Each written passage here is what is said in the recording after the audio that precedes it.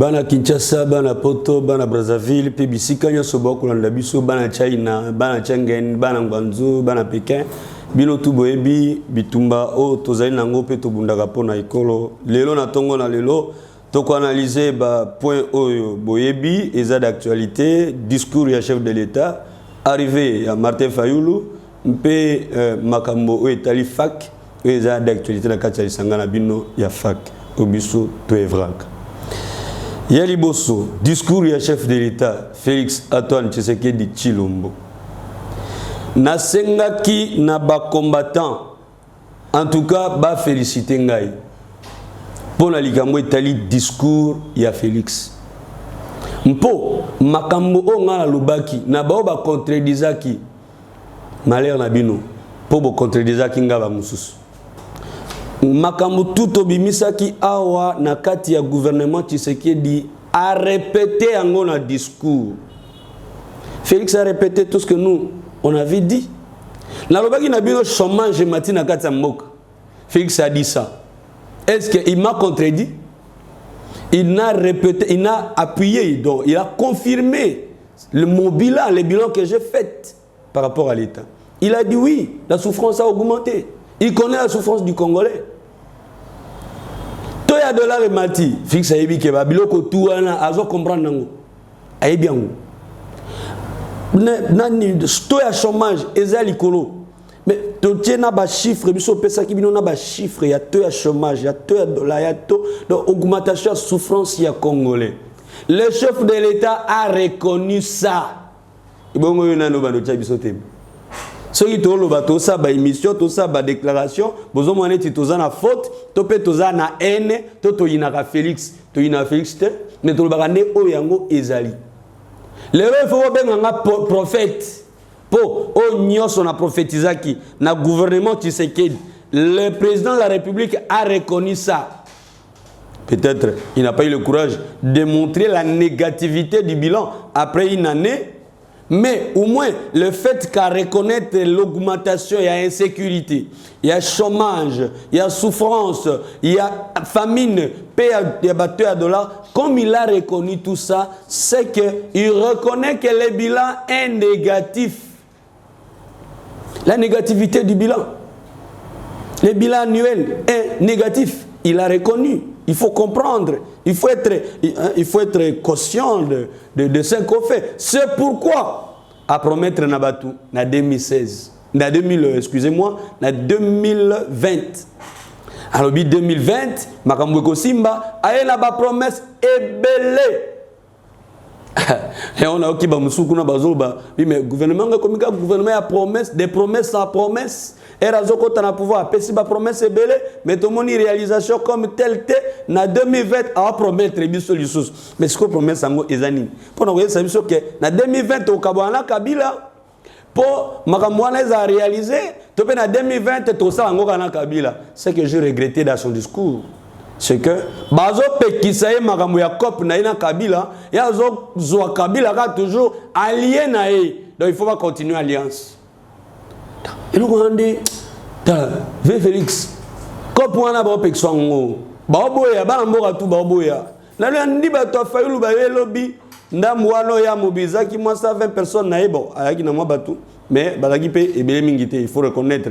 Ndenge Fayulu ya kalazalaka na o ya lelo différence ya makasi Fayulu a chuté makasi donc batunia ba nani Félix kabwana na Kabila donc réaction na bangaka Félix kabwana na Kabila boye ça fait ça kabwana mwanana. Donc c'est que le chef de l'État doit comprendre que l'assentiment du peuple, les entendements du Congolais, c'est la coupure des alliances. Alliance wana, coalition wana, Congolais, on a besoin d'un côté. Comme on de ekatana, Félix, bato ba inaka ote, mais bato ba boya yo, pour la raka makambo ya copie ya alliance ya yo na FCC. Pour FCC, le nombre de voix banango, les alliés à bangoté. Oh, bah député, 350 députés, oh, bah sénateur. Est-ce que bah Kiango? N'ayant qui chef de l'État lobby lutte contre la corruption. Ah, c'est que vous comprendre que corruption c'est la maquille. Et comment IDPS bah qui n'a 12 députés provinciaux, mais même ça sénateur de mon côté. Na Kinshasa. Mais il faut comprendre les degrés de la corruption qui se fait même dans la maison du chef de l'État. Sa maison, l'IDPS, 12 députés, 7 sénateurs de mon côté, à suspendre le Sénat. Après 72 heures, ce qui n'est là, Félix Afongo, non, ce n'est fonctionné. Non. Les propos du président de la République, Isaac, revoyez le modèle Wana. Ce qu'on a une décision, il faut que le modèle Wana. Ce qui de la décision, ils ont dans la révision, après 48 heures, 72 heures, échanger, forme, nani fond, mambotou, c'est que comment on a causé diriger dans Moutoumoussous. La décision et la parole du chef de l'État restent comme telles. Tu n'es pas n'importe qui. Pour le balelo, boyelo, changer. Ordonnance aux qui pour nommer Batou. Ils ont l'appliquer. Mais pourquoi? Lobby n'a l'andi Peter Chani. Ah, mon frère, en tout cas, mon gros koto, débat Nezaki, les gars qui bien. Alors, Peter Alobi, mais Bazo coincé Félix. Ministère de la Finance, mon décision, mon ministre a bloqué. Mais tout est bloqué dans le ministre à Kabila. Tu as nommé beaucoup de ministres provenant de cette obédience politique qui réellement n'a pas de leçons à donner aux gens. Hein? Et puis, on va commis comme bloqué Nyoso au sali une année mobimba. Zouamaele. Pour une année, il y a des bébés. Combien? 4 ans. Dans 4 ans, 2020, on va promettre. Ce qui est en 2020, on va constater réalisation, il y a promettre bango. En 2021, on va promettre sous bango, la patience et le ils vont perdre la patience. Et après, on a sa chef de l'État. Que na sepeli pola na kangai na makambo onga lobaki na ebisi bana mboka difficulté za makasi na kati ya mboka bango bati ba musu bati tembe ba musu bandimi mais yo au moins on reconnaître yango il a qu'ici que chef de l'État aza conscient et là encore le chef de l'État kalato azaki asali mabe boyebisi akokondimate mais non c'est mauvais hein mais oyalelo au moins et là, on a un peu flambeau, on lobaki à reconnaître yango. Kasi yebaka yango na conseil ya malonga, soko lingi mamuno ekende liboso, échanger, élément, yebake, et là que les autres handicap, ils ont kopuana. Kopuana ya kingakati. Ya muto wana ke kovana ko chef coutumier na suka mboka avosa ba kopu na yana batuna ye abanda ko envoûter, ko envelopper, ko déranger minimum. Non, il a bon côté. Kopa il fait katana. Kopa kingakati, il fait katana. Biso, société civile de base. To hôtel de la Kopuana, il fait katana. Bana mboka tout, bana Afrika mobimba, mindele na poto, na mona babe ngai. Ba féliciter ngai. Même na mindele. Babi non mais oui, ce qu'on veut c'est les changements. Ce qu'on veut c'est la séparation de Félix et ses alliés là. Oh bazo me maye de l'autre côté. Na oti kolanda bana mboka balobi 10 millions mususu bungi e bungi na nani oh dirkab mais yo dirkab yo peli susu ba banda makamu nyoso ba mbongo donc oh 15 millions e bunga ki awa ilinga na maboka dirkab elo ezolo ba na ba réseaux sociaux pe na ba télévision lelo likama 10 millions et ke wapi dirkab foye baka soki bazo accuser yo na makamu nyoso Kakayo, et aussi sa valeur. Yébango. Mais aussi ça peut gouvernement na bino valeur. Et le quoi tout le monde ba na pouvoir, bazo dondo balingi ba dondo mbala moko, ba na patience te ba boulette que peut-être micro mususu ba kozwa, ba monika ka donc muyakazu les 30 dans les 15. Donc excusez-moi pour les Bayaka, c'est Maxime Nazar, je n'ai rien contre les peuples de Bayaka, c'est mon peuple, c'est mes amis et bah Meri Bazana Baza Bayaka, je n'ai rien contre les Bayaka, mais c'est Maxime que j'ai évoqué. Donc dans le bino au continent pouvoir, beaucoup moins oué la bozwa et alors quoi besoin les 15 ans, alors quoi besoin 10 millions et comment le ba mikolonio sur la réseau sociaux bien partout et qui wapi dirkab. Bah accuser à ta premier ministre, yo directeur et chef de l'État, bah accuser à toujours. Il faut avoir la honte de ça.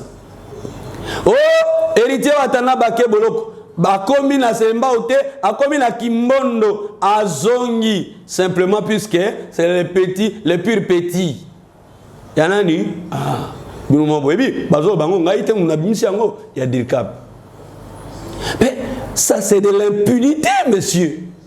Mais ça c'est de la dépénalisation que vous voulez installer dans les pays. C'est pas seulement héritier Watanabe. Gabriel Mo qui a venu d'être à Makala, mais il a quitté Makala aujourd'hui. On m'apprend que Doli Makambo, Abimaka na prison, Atamola na Butu, na Moi, Azongi Boloko, na Basenke Bazongi Boloko, copine le cao. Non, comprendre. Mais justice ni tous en ango. Mais bateau va gérer la prison ana. Ta, Boufungo la mis sous binopé. Sinon, copie le gabiente. Alors, impunité. Impunité. Et comme il faut s'installer, Makas Naga Tchambok. Toujours qu'il y a un stade de moko, il y a dépénalisation. Donc, il y a un grand nombre de bateaux c'est l'intouchabilité. Cette forme d'intouchabilité n'est pas de mise pour le pays. N'est pas bonne. N'est pas de bons accueils. Non. Alors, Boye Baka, Bana Ekolo Congo, Kanda ya Mboka, ils ont continué ces combattants. Dès lors que chef de l'État Yemoko à reconnaître que pas César na Mboka, souffrance et mati, ba masango et mati, Boye Baka, Bana Mboka, bango na côté na bango, Kande zo matalisus. Po, Yomoko reconnaître ce que tu banini. So Yomoko reconnaître aux ames de Bongsangote, ce que Yebisa biso biso tosani. Donc, il faut bongisa, au lieu de reconnaître, sinon ça vous fait un peu instable et ça vous réduit. Ça réduit les chefs de l'État. Alors, aux chefs de l'État, Sika, Tozana pas posa mingite à s'attaquer pe s'attaquer na yo. Mais ceux qui osent linga congolais va s'attaquer non vivement pe na kandanyo surtout.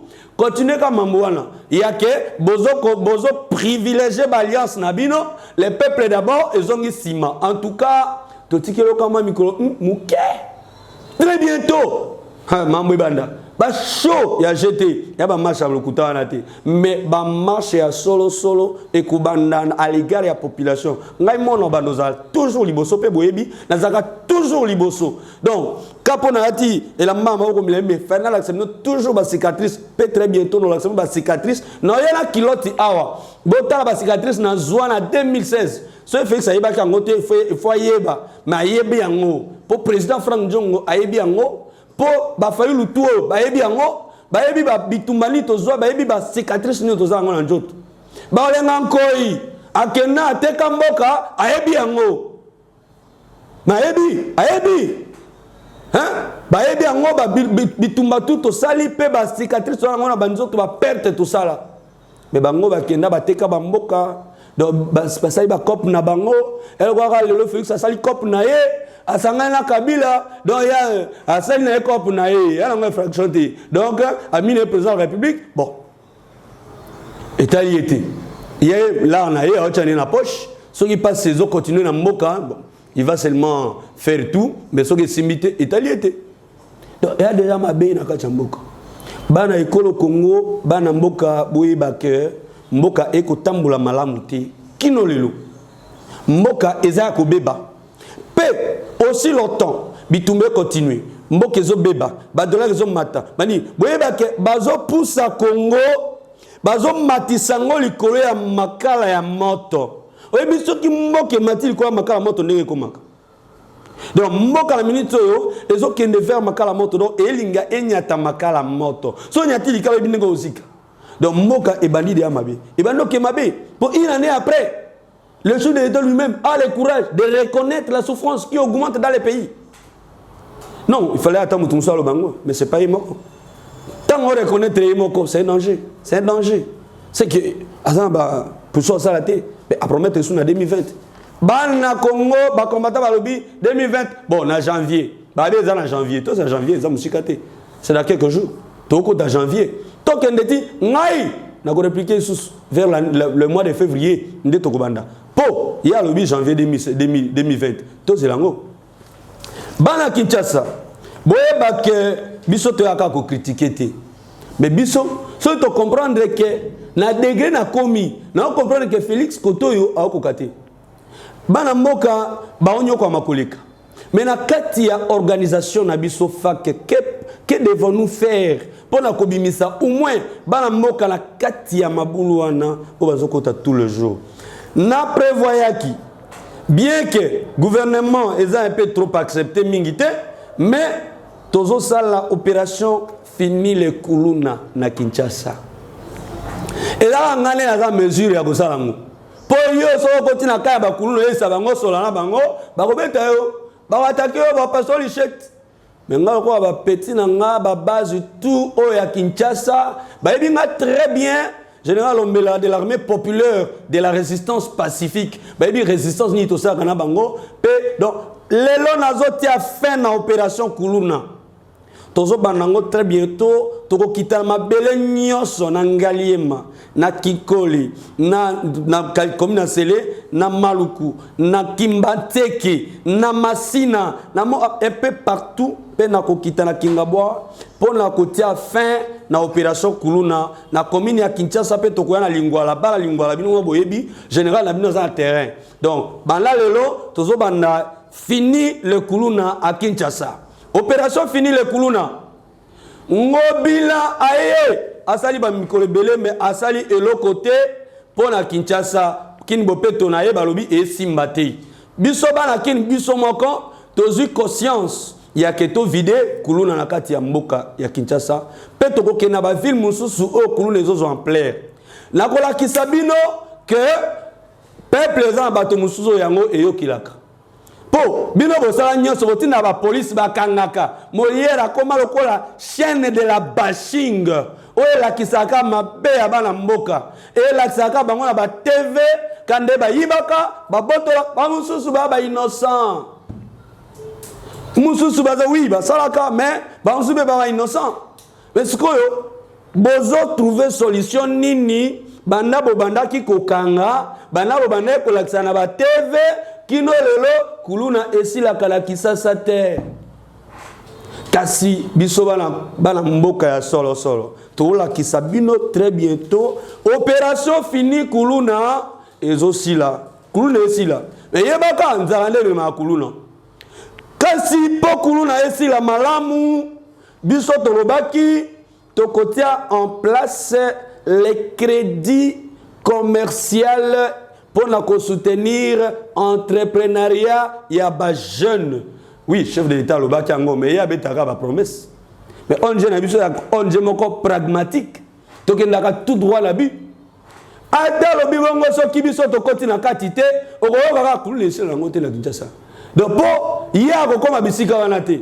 Ba ya tinaka balia ka bakata ka baka ata pesi ata za volonté pesa mbongo ngoto eko ko mate wa kati pa na te na poche wa kati pa na te na poche eko makuna elo côté ba na ba bato ngo zo ba 1000 francs ba 2000 ba 3000 na ba 5000 yebisanga eko sila ndenge nini entrepreneuriat des jeunes tozo tinda ba jeune na biso ba combattant pe ba maman bazo kita na terrain bazo former bateau sur l'entrepreneuriat et puis tozo soutenir bana mboka mutu nyonso o akoleka na formation akozwa moi par na ye pour abanda moi activité commerciale na ye o biso tokokita esiko ya linga sala activité peut to évaluer yango to bimisi moi soutien tokobimisa soutien na mutu nyonso o alingi à s'apprendre na exercice commercial boyeba bongo de Chine ils ont solution.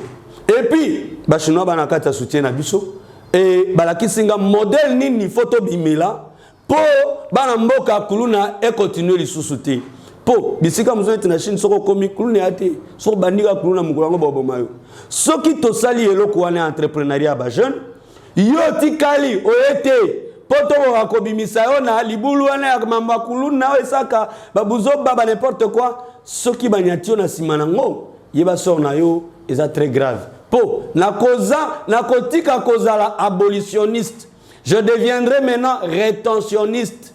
Donc batika peine de mort. Po soki to yé to benda yo okota obandozwa moi salaire na yo obandozwa moi la na yo osa moi activité commerciale na yo yo lingite yebisanga social ninga noza. Mais sinon na kolemba bino pété ata yo lingité na ko former toujours na ko encadrer toujours po boyebi na za encadrer la makasi ya ba jeune pe ya ba maman ya lingwala ya Kinshasa ya komi Kinshasa ya Barumbu ya Kimbantek bayebi ba ola ngati bazana donc bana njili bana matete de bonhomme bana 4e rue donc boyebi na kitaka ti wana bisika nyonso wana bana virage na Kikole na koya pena yaka toujours donc nazo bana opération bana Kingabo na marché na Izam donc na yaka pena koya toujours alors très bientôt toujours bana opération il y a lutte fini le kuluna na kati ya République na kati ya Kinshasa pe tozo banda entrepreneuriat ya ba jeune pe ya ba maman po ba maman batika la simate bango pe il faut basala entrepreneuriat na bango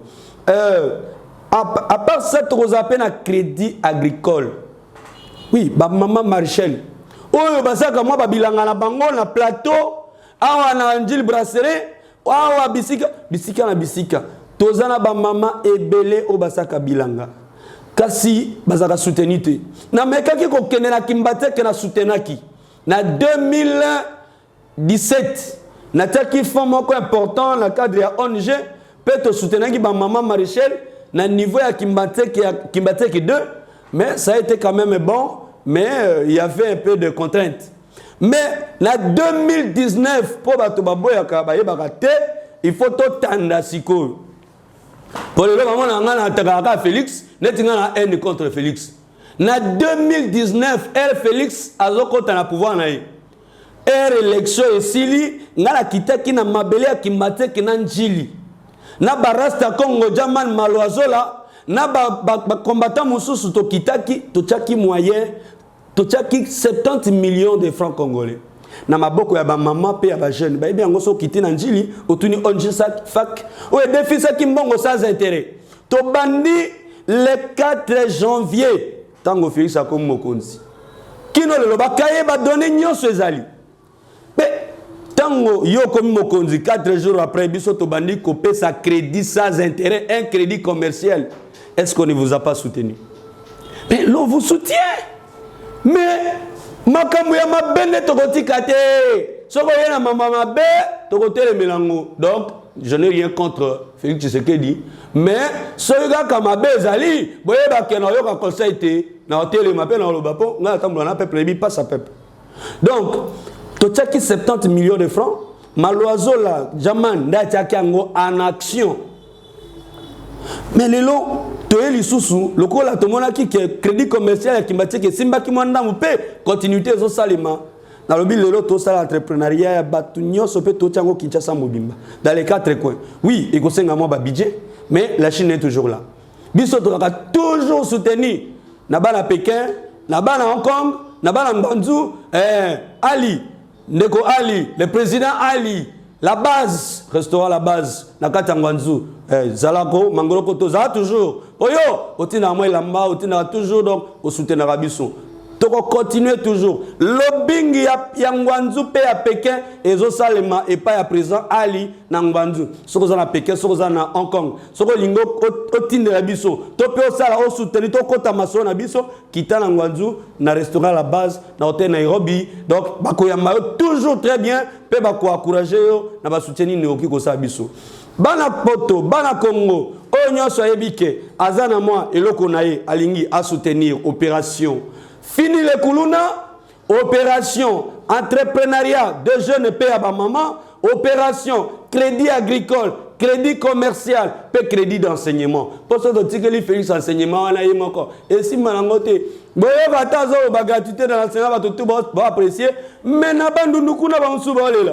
Ana Kinshasa Fridola Mbongo, attends, c'est pas là qui va citer comment on est un discours, mais bon, il y a que motema et les kaka discours là qui est un peu trop flatteur, pe ba Fridola ba mi santa qui flatté.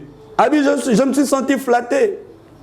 Pour ba citer. Mais discours à chef de l'État ba citer ba combat ba tout nommément boété. Non ma maman nyabero. Bon là va citer ba on a un discours. Ils ont raté. Donc, bah, comme il considère, ils ont flatterie. Excusez-moi le terme, c'est une flatterie. Il faut qu'on se dise les choses en face. Alors, ils ont discours flatteur. Pour nous, que non, là, tout le monde, moi, je suis cité dans le discours. Mais, il y a les ongles. Bon, d'accord, oui, c'est bien. Mais Ebola, 82 jours après, Ebola, ils ont ici, dans mon bâté. Donc, Bana Congo, Bana Kinshasa, il faut te soutenir crédit d'enseignement. Mpo, ce qui te soutenir crédit d'enseignement, Félix Yemo après 5 ans.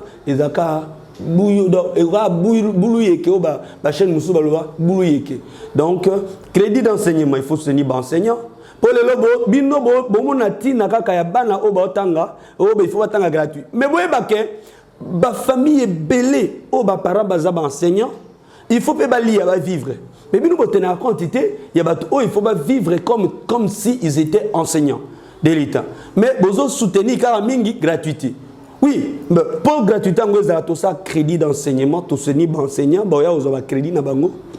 Tout le jour ti na suka mbula tota modèle babanda kufuta ndambo au cause de 1 million, au cause de 500 000, au cause de 2 millions pour permettre que activité na yo to peut au soutenir position peut-être yo zotangi ça mais maman a aussi moi activité commerciale mususu pembeni mais yonde au banda kufuta muke ndengo salaka.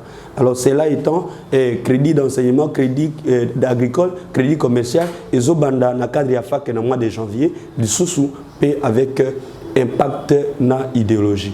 Natoli bino botondi bana ekolo Congo botika malamu pe tokokuta na tango sima boyebi toujours lutte na biso ezali lutte moko loyal numéro na biso ezali 081 75 28 411 ko hésiter te ko benga po ezali numéro bana mboka ya numéro ba combattant et ya numéro ya résistance. Merci.